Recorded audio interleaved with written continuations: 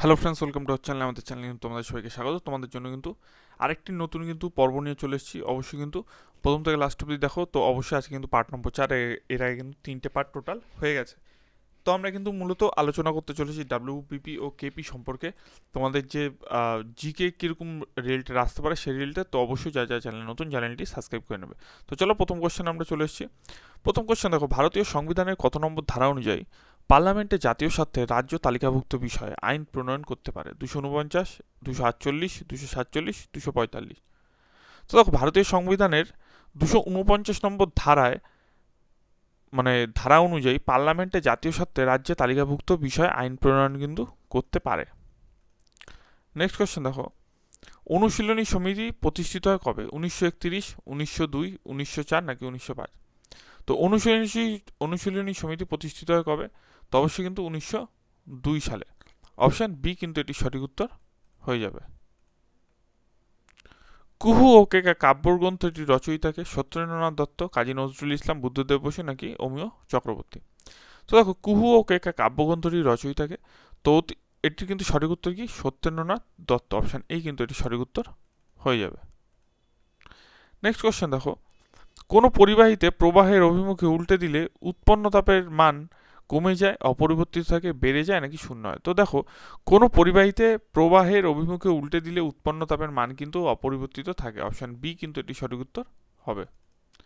Next কোশ্চেনে যাওয়ার আগে তোমরা কিন্তু এগুলোর পিডিএফ পেয়ে যাবে। অবশ্যই কিন্তু টেলিগ্রাম চ্যানেলে যুক্ত হয়ে যাও। যদি টেলিগ্রাম চ্যানেল খুঁজে না পাও, অবশ্যই টেলিগ্রামে গিয়ে লাগবে জোশ এডু প্লাস, একবারে কিন্তু তোমাদের চলে আসবে আমাদের চ্যানেলটি। তো দেখো, হাওড়া ও কলকাতা শহরের পাশ দিয়ে প্রবাহিত গঙ্গার নাম কি? ভাগীরথী, গঙ্গা নদী, নর্মদা নাকি হুগলি নদী?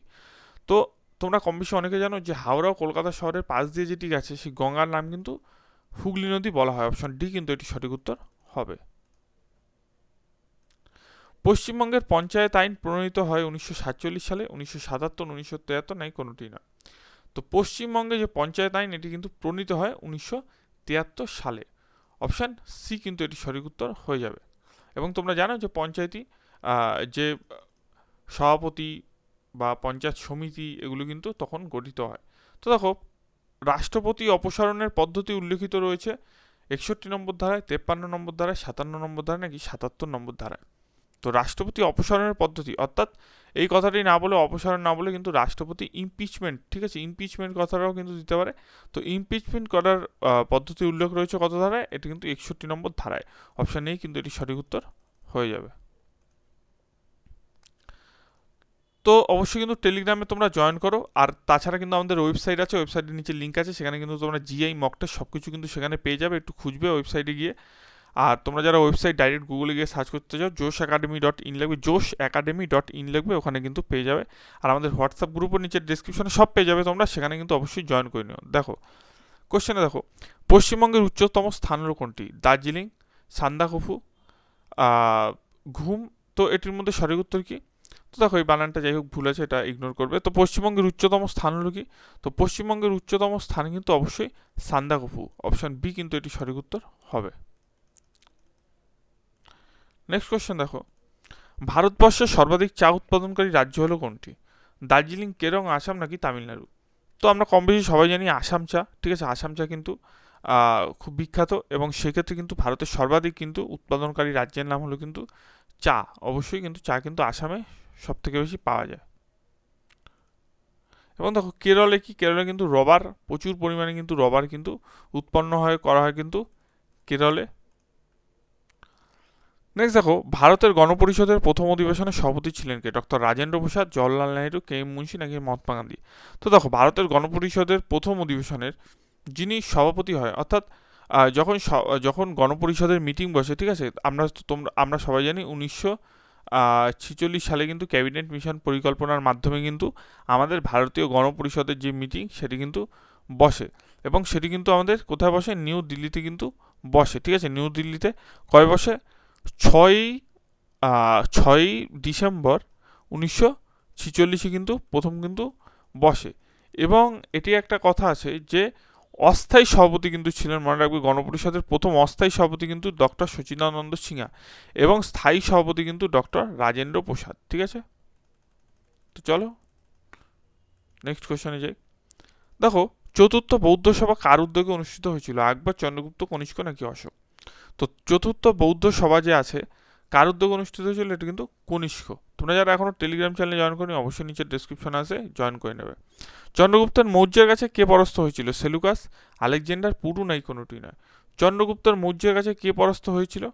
তো দেখো চন্দ্রগুপ্তের মৌর্যের কাছে কিন্তু সেলুকাস কিন্তু পরাস্ত হয়েছিল। অপশান এই কিন্তু এটি সঠিক উত্তর হয়ে যাবে। নেক্সট কোশ্চেন দেখো, কোন শাসকের অনুমতিতে ইংরেজরা সুরাটে প্রথম কারখানা স্থাপন করেন? আকবর, ঔরঙ্গজেব, জাহাঙ্গীর নাকি শাহজাহান? দেখো প্রথম কিন্তু জাহাঙ্গীর কিন্তু অনুমতিতে কিন্তু ইংরেজরা সুরাটে, ঠিক আছে, ইংরেজরা সুরাটে, অনেক সময় কোশ্চেন আসে যে ইংরেজরা প্রথম কারখানা কোথায় স্থাপন করেন, ঠিক আছে, তো এখানে কিন্তু ইংরেজরা প্রথম কিন্তু সুরাটে প্রথম কারখানা স্থাপন করেন। এবং কার অনুমতিতে করেন? সেটা কিন্তু জাহাঙ্গীর অনুমতিতে করেন। এবং সুরাট কোথায় অবস্থিত? সুরাটটি কোথায় অবস্থিত? অবশ্যই কিন্তু কমেন্ট সেকশনে আমাকে কমেন্ট করে জানাও। বক্সারের যুদ্ধ কবে সংঘটিত হয়? 1764, 1760, 1739 নাকি 1772?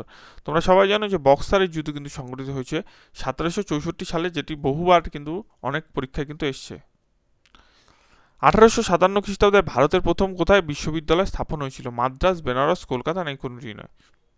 তো 1857 সালে আমরা সবাই জানি যে কলকাতা বিশ্ববিদ্যালয় কিন্তু স্থাপিত হয়। অপশন সি কিন্তু এটি সঠিক উত্তর হয়ে যাবে 1857 সালে। নেক্সট কোশ্চেন দেখো, ব্রিটিশ শাসকের প্রথম গভর্নর জেনারেল কে ছিলেন? Lord Clive, Lord William bending, Lord Liton নাকি লর্ড ক্যানিং? তো বিখ্যাত শাসকের প্রথম গভর্নর জেনারেল কে ছিলেন? তো এটি সঠিক উত্তর কিন্তু Lord William Bentinck. Option B কিন্তু এটি সঠিক উত্তর হয়ে যাবে। চট্টাগার অস্ত্রাগার লুণ্ঠনে কে নেতৃত্ব দিয়েছিলেন? সূর্য সেন, বটুকেশ্বর দত্ত, লক্ষ্মী সাহগাল নাকি জে এম সেনগুপ্ত? তো দেখো চট্টগ্রাম অস্ত্রাগার লুণ্ঠনে কিন্তু নেতৃত্ব দিয়েছিলেন কে? অবশ্যই কিন্তু অপশন এ। তোমরা কিন্তু এর আগে 3টে মক টেস্ট কিন্তু মানে এটা তো 4 নম্বর, এর আগে যত মক টেস্ট আছে অবশ্যই কিন্তু ওগুলোও দেখে নেবে। তৃতীয় গোলটেবিল বৈঠকে কে অংশ নিয়েছিলেন? দেখো গোলটেবিল বৈঠক কত সালে শুরু হয় প্রথমত, ঠিক আছে, তো অবশ্যই কিন্তু সেটা কিন্তু আমাকে কমেন্ট সেকশানে করবেন। এবং গোল টেবিল বৈঠকের কিন্তু কে অংশ, তৃতীয় গোল টেবিল বৈঠকের কিন্তু কে অংশ নিয়েছিলেন? এটি কিন্তু সুভাষচন্দ্র বোস কিন্তু বি আর আম্বেদকর কিন্তু তৃতীয় গোল টেবিল বৈঠকে কিন্তু অংশ নিয়েছিলেন। এবং তৃতীয় গোল টেবিল বৈঠক কবে হয়েছিল? তৃতীয় গোল টেবিল বৈঠক কিন্তু 1932 কিন্তু হয়েছিল, ঠিক আছে।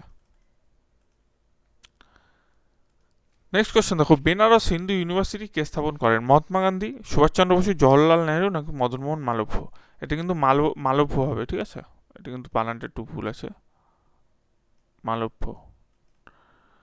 তো দেখো বেনারসে হিন্দু ইউনিভার্সিটি কে স্থাপন করেন? তো বেনারসে কিন্তু হিন্দু ইউনিভার্সিটি স্থাপন করেন কিন্তু মদনমোহন মালব্য। অপশন ডি কিন্তু এটি সঠিক উত্তর হয়ে যাবে। কাকরি ষড়যন্ত্র মামলা কে যুক্ত ছিলেন? সূর্য সেন, খান আব্দুল গফ্ফর খান, আশফাকুল্লাহ নাকি আবুল কালাম আজাদ? তো কাকরি ষড়যন্ত্র মামলা যে হয়েছিল সেটাতে কিন্তু আশফাকুল্লাহ খান, ঠিক আছে, আশফাকুল্লাহ খান কিন্তু যুক্ত ছিলেন। এবং চট্টগ্রাম অস্ত্রাগার লুণ্ঠনে কে যুক্ত ছিলেন? এটিতে কিন্তু সূর্য সেন কিন্তু যুক্ত ছিলেন। লাইফ ডিভাইন রচয়িতাকে, এটা কিন্তু ফুড এসআইয়ের কোশ্চেন এসেছিল। তো এই যে কোশ্চেনগুলো দিয়েছি প্রত্যেকটা কিন্তু প্রত্যেক পরীক্ষায় এসছে, ঠিক আছে। ডাব্লিউবির তুমি বলতে পারে যে এগুলো কিন্তু ফেভারিট কোশ্চেন, ঠিক আছে, তো সেই কোশ্চেনগুলো কিন্তু আনা হয়েছে। অরবিন্দ ঘোষ, মূলক রাজা আনন্দ, সূর্য সেন নাকি জওয়াহরলাল নেহরু? তো লাইফ ডিভাইন বইটি রচয়িতাকে, তো অবশ্যই কিন্তু অরবিন্দ ঘোষ। অপশন এই কিন্তু এটি সঠিক উত্তর হবে। নেক্সট কোশ্চেন, সবচেয়ে গরম গ্রহ কোনটি? দেখো তো সবচেয়ে গরম গ্রহ কোনটি? এর মধ্যে সবচেয়ে গরম গ্রহ কিন্তু মনে রাখবে শুক্র, ঠিক আছে। শুক্রকে আর কি বলা হয়? শুক্রকে পৃথিবীর যমযুগ বলা হয়। সবথেকে বড় গ্রহ কোনটি? এর মধ্যে সবচেয়ে বড় গ্রহ কিন্তু বৃহস্পতি, ঠিক আছে। এবং দেখো আরেকটি কথা বলছি, যে শুক্র ও পৃথিবী কিন্তু নীল গ্রহ বলা হয়, বা দুটি কিন্তু যমজ গ্রহ বলা হয়। নেক্সট কোশ্চেনে চলো, নেক্সট কোশ্চেনে যাই।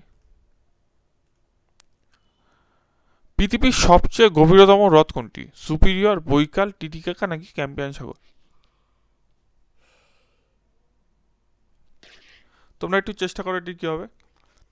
তো দেখো পৃথিবীর সবচেয়ে গভীরতম হ্রদ কিন্তু বৈকাল হ্রদ। অপশন বি কিন্তু এটি সঠিক উত্তর হবে। নেক্সট কোয়েশ্চেন দেখো, ভারতের বৃহত্তম খনিজ তেল উৎপাদনের ক্ষেত্র কোথায় অবস্থিত? বোম্বে, হরিয়ানা, দিল্লি নাকি ইউপি? তো ভারতের বৃহত্তম তৈল যে উৎপাদন ক্ষেত্র কোথায়? অবস্থিত। তো এটি সঠিক উত্তর হয়ে যাবে কিন্তু বোম্বে।